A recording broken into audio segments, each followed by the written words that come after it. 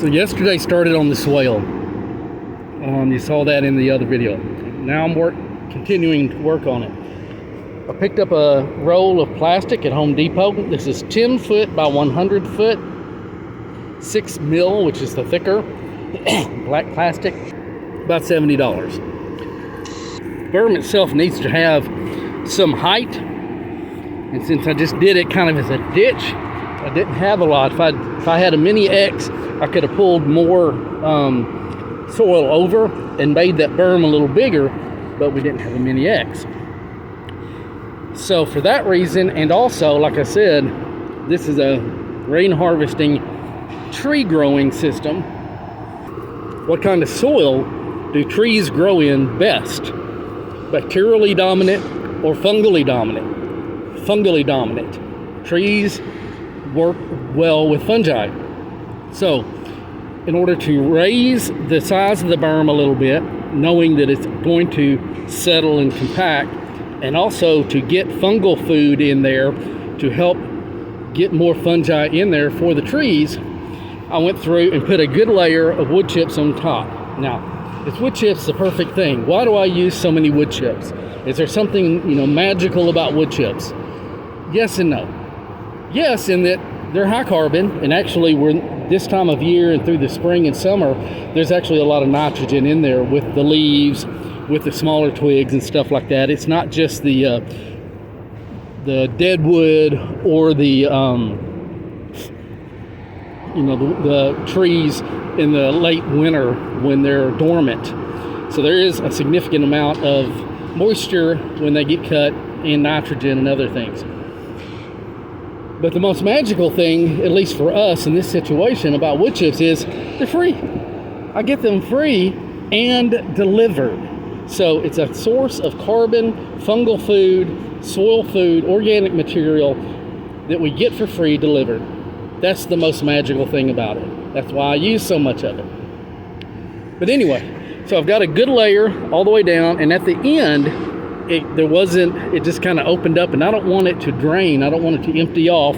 If it overflows, it may overflow here a little bit, but I wanted to build that up. So that's why I did that. The next, I'm going to take this plastic and I'm going to roll it out. Hopefully 100 foot's going to be enough. It's 10 foot wide, so while I could double it up, and in some ways it'd be good to double it up, I may not, just in case I need to slit it down the middle and take some of the 5 foot piece and put over. At 5 foot, that's going to cover that with a little bit extra and stuff. So I'm going to get to work on that. Okay, got it laid out. I cut it. I got about a 4 foot wide piece, and it took all 100 feet. There may have been a 1 or 2 feet extra at the end. So this row is about 98 feet long. But basically, it's just kind of overhanging.